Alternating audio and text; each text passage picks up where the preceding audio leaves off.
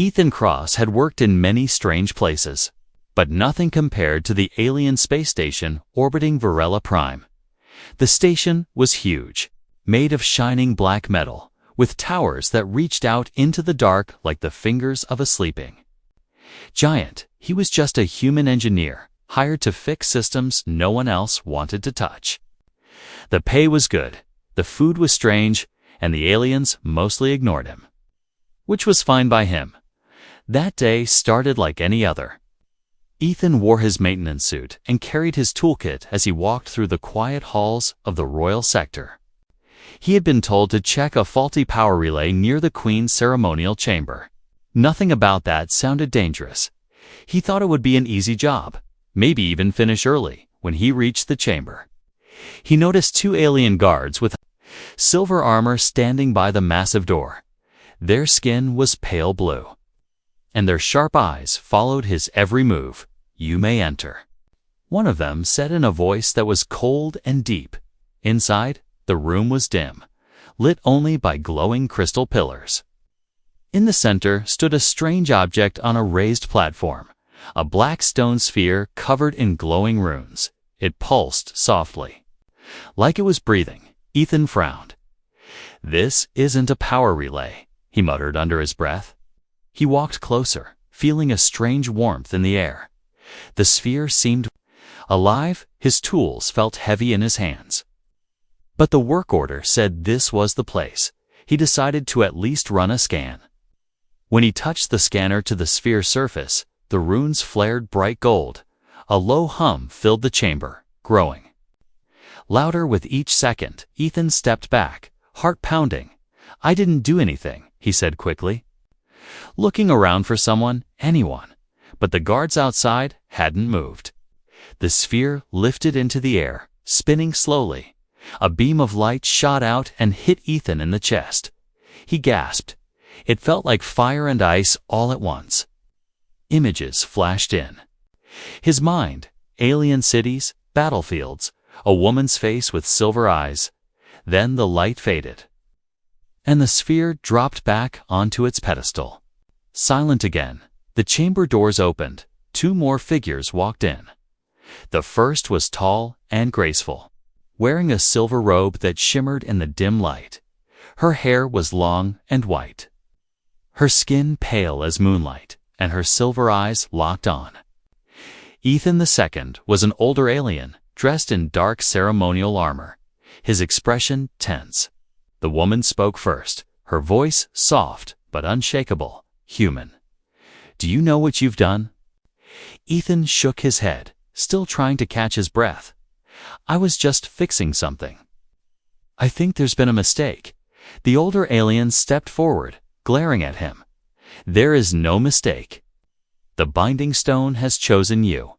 Ethan blinked. "Binding stone? What is that?" The woman's gaze didn't leave his. "It is our most sacred relic. It bonds two souls together forever." Ethan laughed nervously. "Okay, this is some kind of joke, right?" But the cold, serious expressions on their faces told him otherwise. He felt something strange in his chest, like a second heartbeat. The woman stepped closer until she was only a few feet away. Her silver eyes softened slightly, but there was no smile. "You cannot leave now, human. We are eternally bound." Ethan took a step back. "Wait, bound to who?" The older alien's voice was heavy. "To her, Princess Solera, heir to the throne of Virela." The princess kept staring at him, and Ethan suddenly realized the images he saw earlier. The cities, the battlefields, they weren't random. They were her memories. "How do I get out of this?" he asked, his voice shaking. The princess tilted her head, a faint glimmer of something unreadable in her eyes. "You don't? The bond is for life. And when one dies, the other follows." Ethan's stomach turned cold. He didn't know these people, didn't know their customs, and yet, somehow, his fate was now tied to this alien princess. The guards closed the doors behind him, sealing the chamber. The older alien began speaking in a language Ethan didn't understand, his tone urgent. The princess replied sharply, her voice rising like a blade. Finally, she turned back to Ethan and said, "You will stay here until the queen decides your fate." Ethan looked around, searching for a way out. His instincts screamed to run, but his chest tightened painfully. When he took a step toward the door, Celira's hand moved to her own chest at the same time, her expression twisting in discomfort. It was the bond. It wouldn't let them separate. Ethan realized, with a sinking feeling, that whatever happened next, he wasn't going anywhere. And the way Celira looked at him, not with anger, but with something far more complicated, made him wonder if this accident was only the beginning of something much bigger. Ethan sat in a high-ceilinged room made of smooth black stone, the air thick with a faint sweet scent he didn't recognize. Guards stood at both doors, their spears tipped with silver blades that shimmered faintly. Princess Celira sat across from him at a long table, her posture perfect, her expression unreadable. He didn't know if she was thinking about the bond, or about the fact she was now stuck with him. The silence felt heavier than the air. Every time Ethan shifted in his seat, the princess's eyes followed him. It wasn't curiosity. It was something sharper, like she was trying to see through him. Finally, she spoke, her voice calm but cold. "Humans are not supposed to touch the binding stone. It only chooses once in a century, and it has never chosen your kind before." Ethan wanted to tell her it wasn't his fault, that he didn't even know what the thing was, but something in her tone told him excuses wouldn't matter. Instead, he asked, "What happens if we break it?" Her silver eyes narrowed. "It cannot be broken. The bond will cause pain if we are too far apart, and death if it is severed. You and I are now a single thread woven into the same cloth."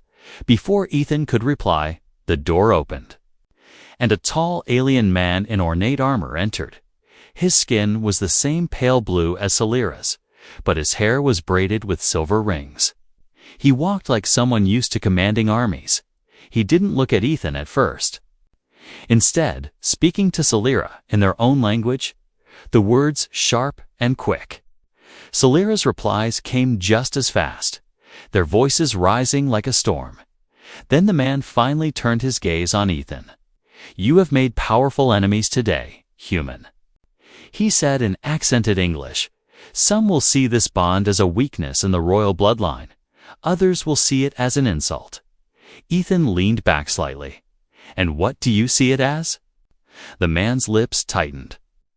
"A problem that will attract danger to this palace before the next sunrise." The air in the room seemed colder after he left. Ethan's instincts told him this wasn't an exaggeration. If there were people who wanted the princess dead, and killing him would kill her too.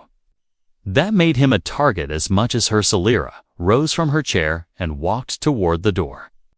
Her long silver robe brushing the floor, she stopped halfway and turned to him. "Stay close to me, human. Not because I wish it, but because I must keep you alive if I wish to live." She left without waiting for his answer. The guards gestured for him to follow.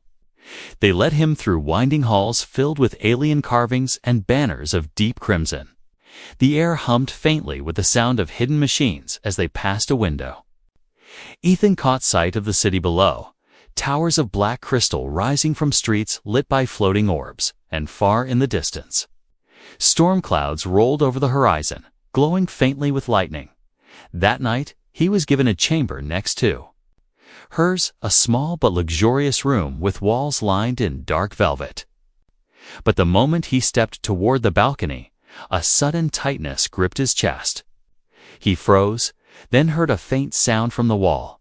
Not a knock, but a soft gasp. He stepped back inside, and the pressure faded instantly on the other side. Of that wall, Celira must have felt it too. He didn't sleep easily. Every sound in the hall made him tense. Once he thought he heard footsteps stopping outside his door, but when he opened it, there was nothing. He was about to close it again when a shadow moved in the corner of his vision. Low and silent, then gone. Somewhere in the dark, someone was already testing how close they could get to the human who was now bound to the princess. And Ethan had the uneasy feeling that when they tried again, they wouldn't be so quiet. Ethan woke to the sound of metal scraping against stone. It wasn't loud, but in the deep silence of the palace at night, it was enough to pull him out of a restless sleep. He lay still, listening. The sound came again, closer this time. The pressure in his chest started to build, sharp and sudden.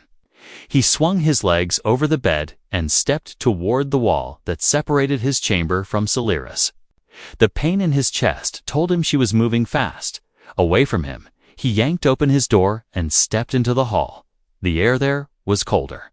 Carrying the faint scent of something metallic down the corridor, two figures in dark cloaks were dragging Celira by the arms. Her silver eyes glinted in the dim torchlight.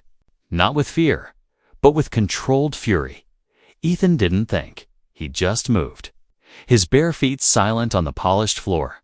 One of the cloaked figures turned, eyes glowing faintly red, and hissed something in a language Ethan didn't know. The other drew a blade shaped like a curved fang. Ethan spotted a decorative spear mounted on the wall and tore it free. The weight nearly pulled him off balance, but he held it firm. He sprinted forward, the bonds surging inside him like fire when the first attacker lunged. Ethan slammed the spear into his shoulder. The alien roared and stumbled back. Celira twisted free from the second attacker and swept her leg low, knocking him off balance. Ethan drove the spears but into the attacker's mask, cracking it open to reveal gray, scaled skin and rows of needle teeth. The alien hissed and scrambled to his feet. The two cloaked figures shared a glance, then fled down the corridor. Into the shadows, their footsteps fading fast. Guards appeared seconds later, but Celira waved them away. Her breathing was steady. But the way her hand pressed against her chest told Ethan she had felt every moment of the fight through the bond.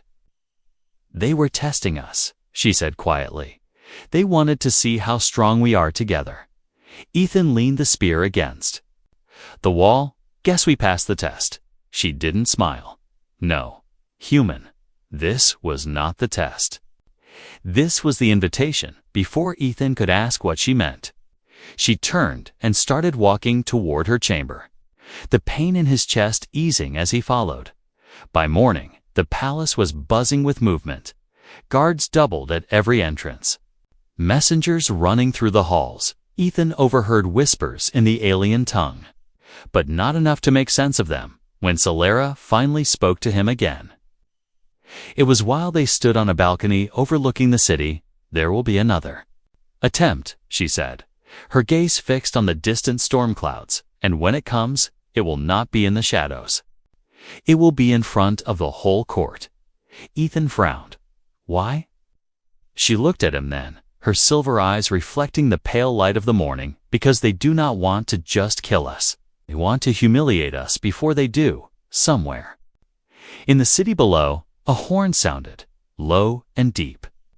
The sound carried across the rooftops like a warning.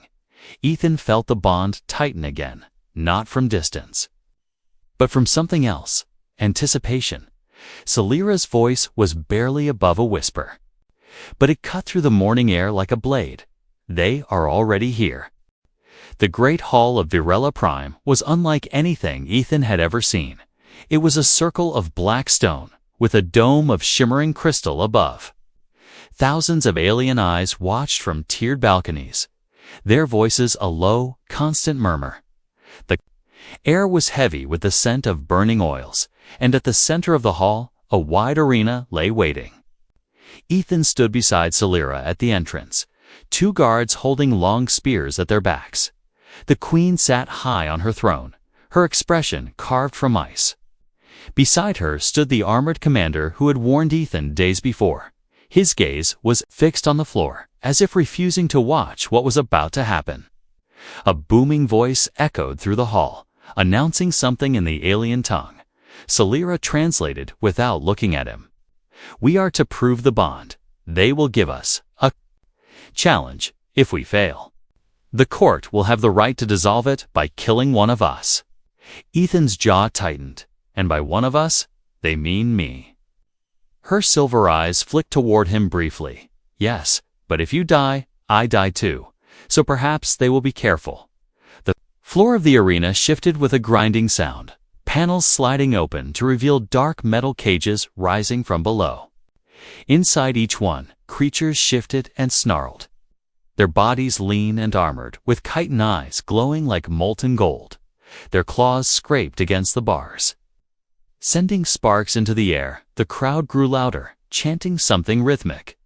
The gates of the cages dropped with a crash, and the creatures leaped forward, 6 of them, moving fast, their claws digging into the stone. Ethan's first instinct was to run, but the bond pulled at him like a tether. Celera was already moving, drawing a curved blade from her belt. Her steps graceful but quick.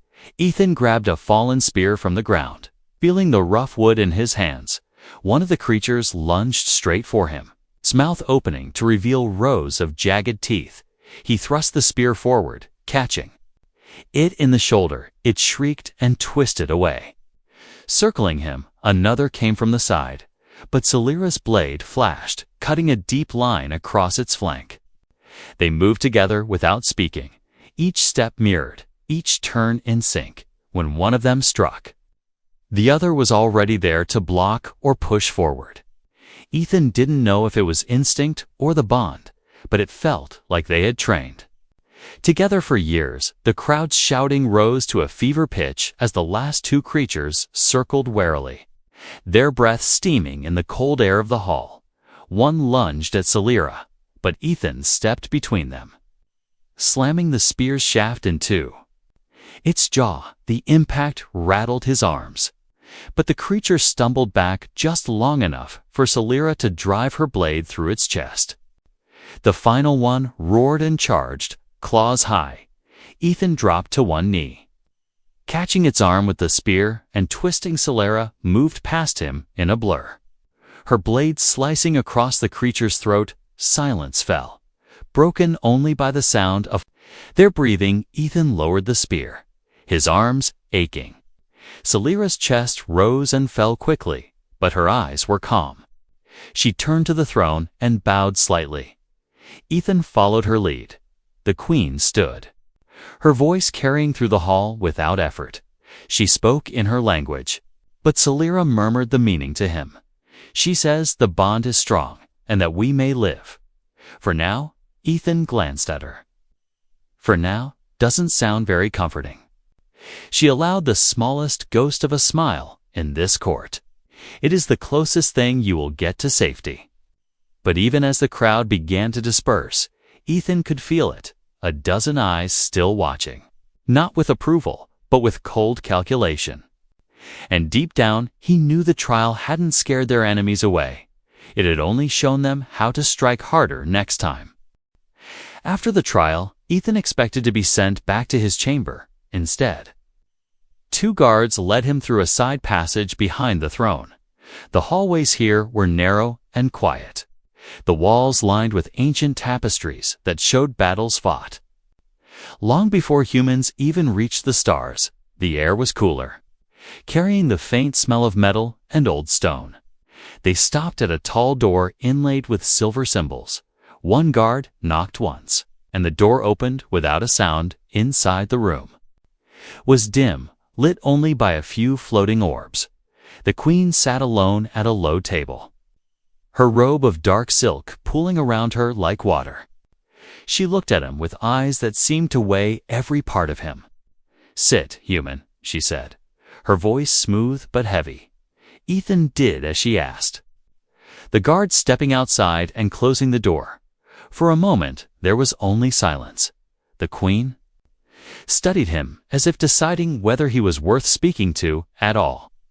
Finally, she leaned forward.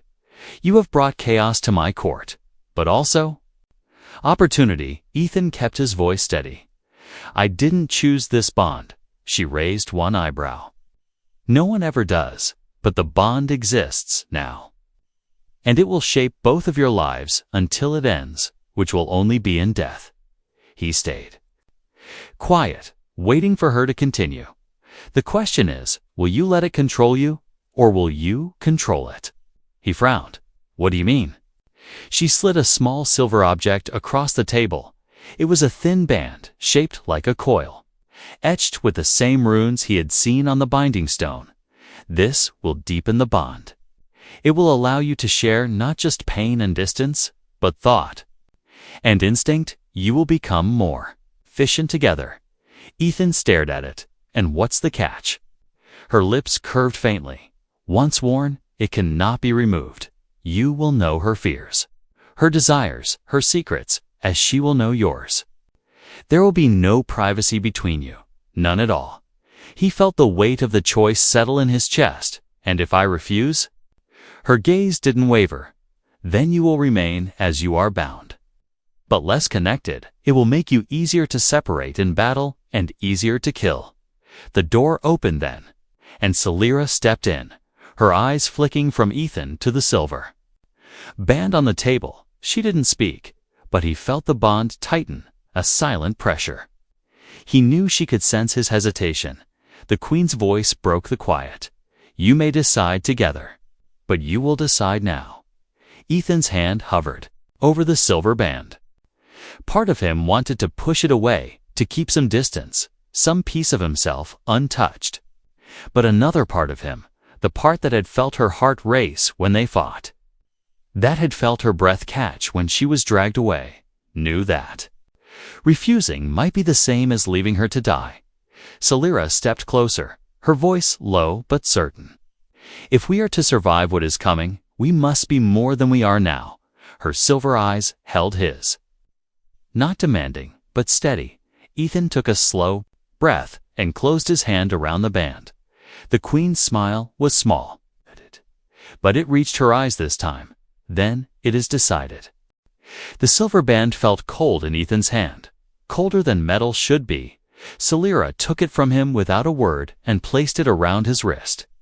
The metal tightened on its own, locking into place. A faint hum filled the air, and then it began. At first, it was a rush of sounds and colors that weren't his own, voices speaking in a language he somehow understood.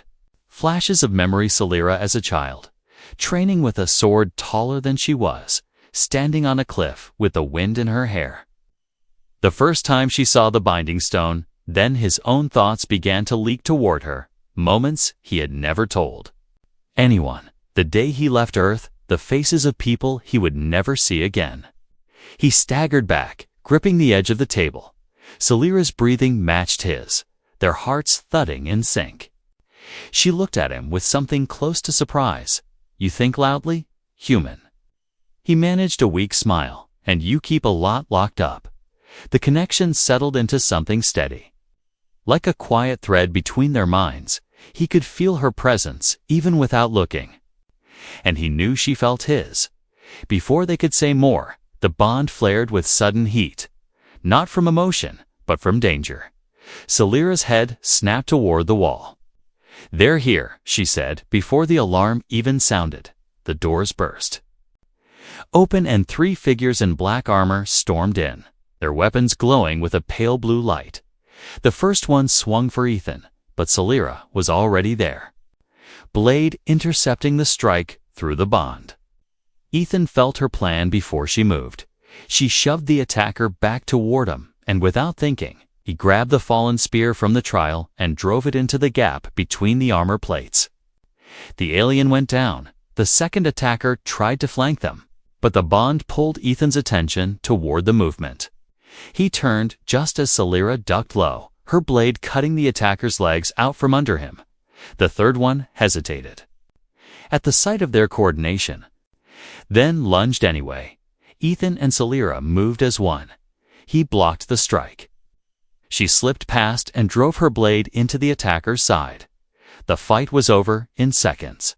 The sound of heavy boots echoed in the hall as palace guards rushed in, too. Late, Celira straightened, wiping her blade clean, her voice calm but firm. They're getting bolder. Ethan nodded, still catching his breath, or desperate, through the bond.